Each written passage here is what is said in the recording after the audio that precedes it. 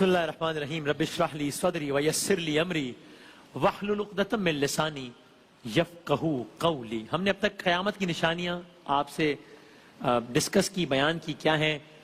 دجال کا آنا، یاجوج ماجوج کا فتنہ، حضرت عیسیٰ علیہ السلام، حضرت امام مہدی علیہ السلام کی تشریف آوری، سورج کا مغرب سے طلوع ہونا، یہ سب قیامت سے پہلے ہوگا. دابۃ الارض کا ظہور ہونا، ایک دھوئیں کا آسمان سے نکلنا، جانوروں کا انسانوں سے باتیں کرنا، ایک بہت بڑی آگ کا بھڑک جانا. یہ سب تفصیل سے ڈسکس کیا ہم نے.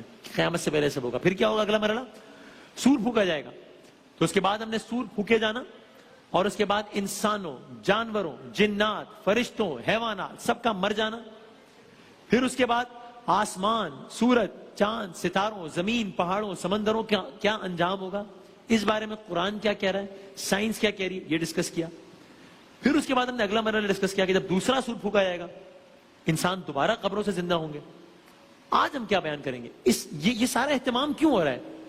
چونکہ روز حشر بپا ہونا ہے نا، میدان حشر میں سب نے حاضری دینی ہے. تو آج ہم میدان حشر کے حوالے سے قرآن و سنت کو سامنے رکھتے ہوئے آپ سے عرض کریں گے کہ ہوگا کیا جس کے لیے اتنا، جس سے پہلے اتنا سارا اہتمام ہے. میدان حشر کا کیا عالم ہوگا؟ قیامت کا میدان ہے، سنتے رہتے ہیں. پہلا سوال جو ذہن میں آتا ہے وہ کیا ہے؟ ہم کہتے ہیں نا یوم حشر، تو یعنی حشر کا دن. تو بڑا بنیادی سوال یہ کہ کیا یہ دورانیے کے اعتبار سے ایک ایسے ہی دن ہوگا جیسے آج کا دن ہوتا ہے، یعنی ایک دن، یعنی 24 گھنٹوں کا دن؟ اس بارے میں علماء کرام یہ بتاتے ہیں، اور قرآن مجید میں ہے. اللہ تعالیٰ نے قرآن مجید میں سورہ معارج کی ایک آیت میں فرمایا، بسم اللہ الرحمن الرحیم، یوم کانا مقدارہ 50,000 سنہ. یعنی ڈیوریشن کی بات ہو رہی ہے روز محشر کی. ترجمہ ہے اس آیت کا، وہ عذاب اس دن نازل ہوگا جس کی مقدار 50,000 سال ہوگی. 50,000 50,000 سنہ، 50,000 سال کا ایک دن. یعنی علماء کرام سے آیت کی تشریح پوچھیں تو بتاتے ہیں، ایک حدیث بتاتے ہیں جس کا مفہوم یہ ہے کہ حشر میں اللہ تعالیٰ بڑے بڑے متکبرین کو اور زکوٰۃ ادا نہ کرنے والوں کے جسموں کو چیوٹیوں کے برابر کر دے گا، اور وہ جانور ایک طرف سے آئیں گے اور ان کو پیروں تلے رونتے ہوئے دوسری طرف چلے جائیں گے. پھر لوٹ کر یہی حرکت دہراتے چلے جائیں گے، اور یہ روندنا 50,000 سالوں تک جاری رہے گا. 50,000 سال. کیا مطلب؟ ہم صرف ایک انڈرسٹینڈنگ کے لیے کہ کتنا بڑا ڈیوریشن ہے ایک ذرا کیلکولیشن کر لیں. اگر تو فرض کر لیں کہ آج کل کی دنیا میں ایک ایوریج ایج کتنی ہے؟ 60 سال.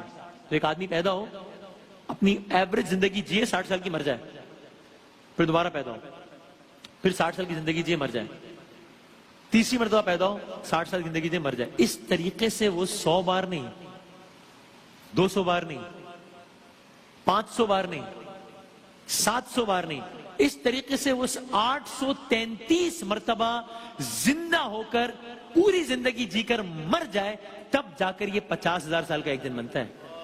850 مرتبہ جتنا ہم جیتے ہیں اتنا جی کے مر جائیں، پھر زندہ 850 مرتبہ. تو انسان کی اب حالت کیا ہوگی؟ اب ذرا قرآن مجید کی آیات کے ترجمے سنتے چلے جائیے. اب انسان کی حالت ہے. سورہ آل عمران میں فرمایا، اس روز، اس ریگریٹ، اس روز ہر آدمی یہ تمنا کرے گا کہ کاش ابھی یہ دن اس سے بہت دور ہوتا. کبھی ہوتا ہے نا کوئی ایک دن آ جاتا ہے، ہم کہتے ہیں یار، مطلب اگین دنیا کی کوئی مثال کا کمپیریزن بنتا ہی نہیں ہے قیامت کی مثال ہے، لیکن صرف سمجھنے کے لیے ہم کہتے ہیں یار رمضان سے پہلے ایک ویسی مثال ہے کہ ہم کہہ رہے تھے 2-3 دن اگر بعد ہم یہ تیاری بھی کر لیتے، یہ بھی کر لیتے. یہ تو ہم ایک پازیٹیو سینس میں کہہ رہے تھے اور نیکی. ہم اکثر کہہ رہے تھے یار تھوڑا ٹائم اور مل جاتا تو کچھ کر لیتے. اس روز ہر آدمی یہ تمنا کرے گا کاش ابھی یہ دن بہت دور ہوتا. سورہ یاسین کی ایک آیت ہے بسم اللہ الرحمن الرحیم، ان کانت الا صیحۃ واحدۃ فاذا هم جمیع لدینا محضرون. کیا مطلب؟ ترجمہ ہے، ایک ہی زوردار آواز ہوگی اور سب کے سب ہمارے سامنے حاضر کر دیے جائیں گے. یعنی اس سے پہلے ہم واقعات کو سنتے ہیں نا کہ فلاں نبی علیہ السلام کی قوم میں کا عذاب یہ آیا کہ زور سے چیختی سب ختم ہو گیا. خود سورہ یاسین میں ایک واقعہ ہے جو آپ کی خدمت میں عرض کریں گے کس طریقے سے ایک چیخ کی آواز نے سب ختم کر دیا تھا. یہ تو ہم سنتے رہتے ہیں نا کہ یہ ہوا تھا، لیکن یہ ہوگا. ایک چیخ کی آواز اور سب اللہ تعالیٰ کی بارگاہ میں حاضر کر دیے جائیں گے. سورہ غافر کی ایک آیت ہے جس کا ترجمہ ہے کیفیت، ماحول، قرآن کی زبان میں روز محشر کا عالم. سورہ غافر کی ایک آیت کا ترجمہ ہے جب کلیجے منہ کو آ رہے ہوں گے، جب کلیجے منہ کو آ رہے ہوں گے اور لوگ چپ چاپ غم کے گھونٹ پیے کھڑے ہوں گے. سورہ طٰہٰ کی ایک آیت کا ترجمہ ہے اس روز سب لوگ پکارنے والے کی پکار پر سیدھے چلے آئیں گے. اس روز کوئی بھی ذرا اکڑ نہ دکھا سکے گا اور سب آوازیں رحمان کی آواز کے آگے دب جائیں گی. ایک سرسراہٹ کے سوا کوئی کچھ نہ سنے گا.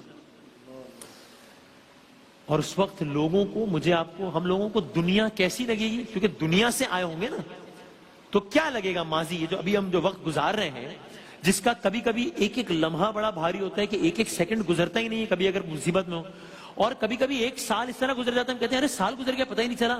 قرآن مجید بتا رہا ہے کہ اس وقت روز محشر ہم لوگوں کو دنیا کیسی لگے گی. سورہ طٰہٰ کی آیت کا ترجمہ ہے اس دن جبکہ سور پھونکا جائے گا اور ہم مجرموں کو اس حالت میں گھیر لائیں گے کہ ان کی آنکھیں دہشت کے مارے نیلی نیلی ہو رہی ہوں گی. آپس میں چپکے چپکے کہیں گے دنیا میں مشکل ہی سے تم نے کوئی 10 دن گزارے ہوں گے. لگے گا بس ابھی بس یہ تو تھوڑا اتنا سا ٹائم تھا. یہ ہمیں خوب معلوم ہے، آیت آگے بڑھتی ہے، ہمیں خوب معلوم ہے کہ وہ کیا باتیں کر رہے ہوں گے. ارے ہم یہ بھی جانتے ہیں کہ اس وقت ان میں سے جو زیادہ سے زیادہ محتاط اندازہ لگانے والا ہوگا وہ کہے گا نہیں تمہاری دنیا کی زندگی تو بس ایک دن کی تھی. ایسا ایک دن کی تھی. کیسا لگے گا؟ تو ایک دن گزار کر آئے بس. کچھ روایات کے مفہوم میں ایسا کا یہ مفہوم بھی آتا ہے کہ یہ بھی نہیں کہ انسان کو کچھ کو لگے گا شاید پلک جھپکتے میں سارا معاملہ ہوگا، پلک جھپکتے بس. اچھا اس روز رشتہ داروں کا کیا عالم ہوگا؟ اس روز دوستیاں کیسی ہوں گی؟ سورہ معارج کی ایک آیت میں فرمایا اور کوئی جگری دوست، آتا نا دوستوں پر جگری دوست جان قربان کرنے کو تیار ہوتے، دعوے کرتے ہیں بڑے بڑے ہم، اور کوئی جگری دوست اپنے جگری دوست کو نہ پوچھے گا، حالانکہ دیکھ رہے ہوں گے ایک دوسرے کو، کوئی جگری دوست اپنے جگری دوست کو نہ پوچھے گا حالانکہ وہ ایک دوسرے کو دکھائے جائیں گے.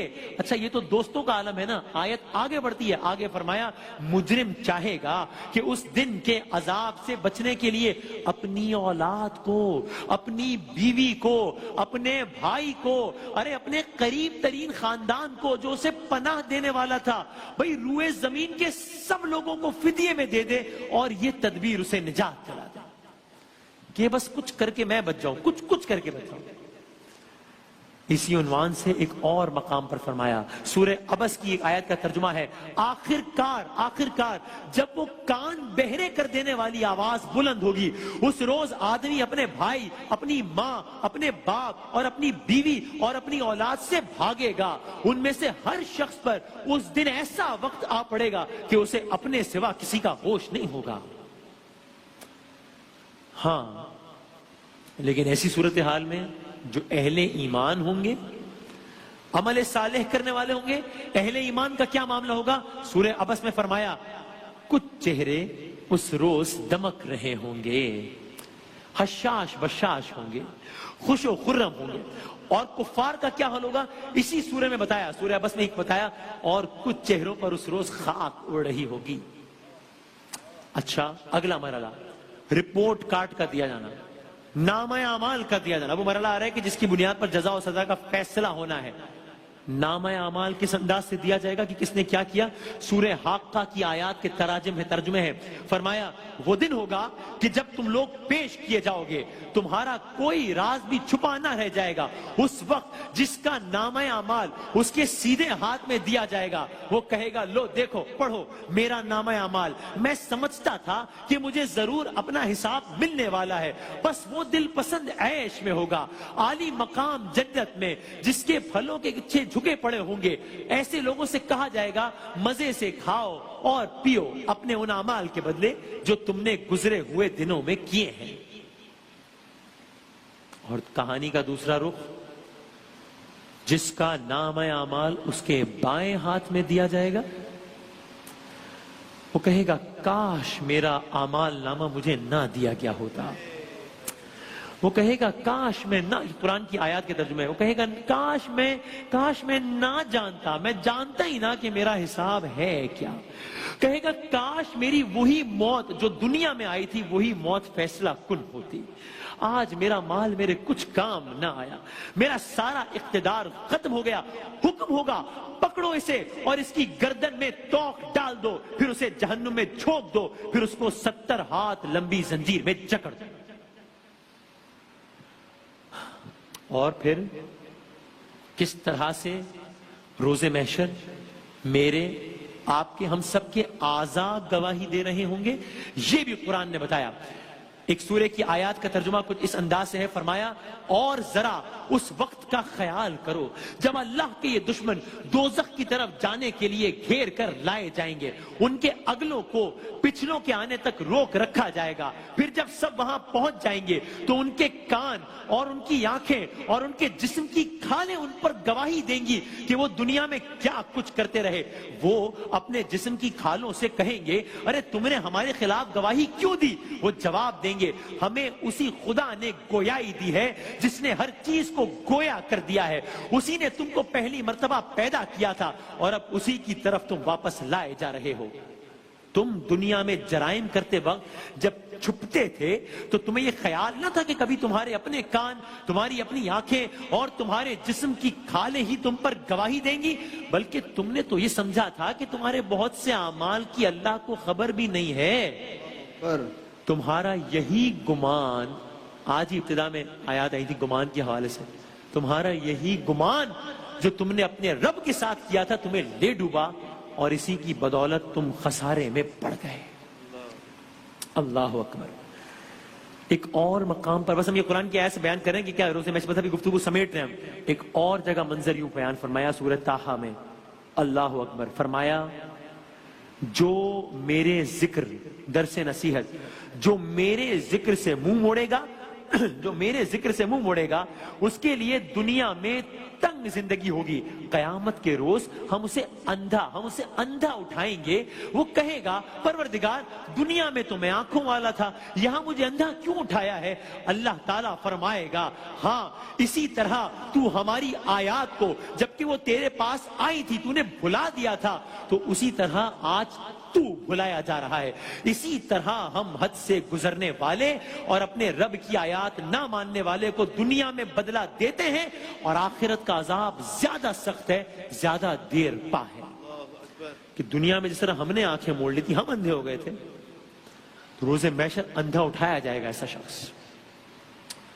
بس اب جاتے جاتے سنیے قیامت میں کہ ابھی آخری منظر کیا ہوگا, یہ بھی قرآن مجید کی ہی روشنی میں سنیے. سورہ زمر کی آیات ہیں مرحلہ وار, ترتیب وار, کہ آخری منظرنامہ روز محشر کیا پیش کر رہا ہے کہ جس کے بعد اب جنت اور جہنم میں چلے جائیں گے لوگ. سنیے بسم اللہ الرحمن الرحیم. کہا زمین اپنے رب کے نور سے چمک اٹھے گی, زمین اپنے رب کے نور سے چمک اٹھے گی. پھر کیا ہوگا؟ کتاب اعمال لا کر رکھ دی جائے گی, کتاب اعمال لا کر رکھ دی جائے گی. انبیاء اور تمام گواہ حاضر کر دیے جائیں گے.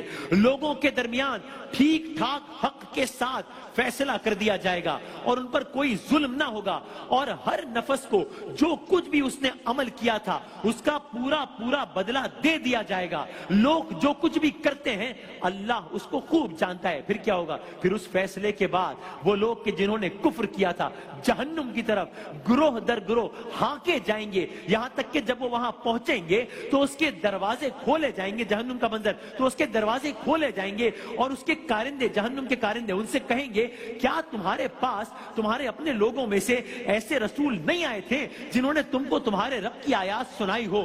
کیا وہ تمہیں اس بات سے ڈرایا ہو کہ ایک وقت تمہیں بھی یہ دن دیکھنا پڑے گا؟ وہ جواب دیں گے ہاں آئے تھے, مگر عذاب کا فیصلہ کافروں پر چپک گیا.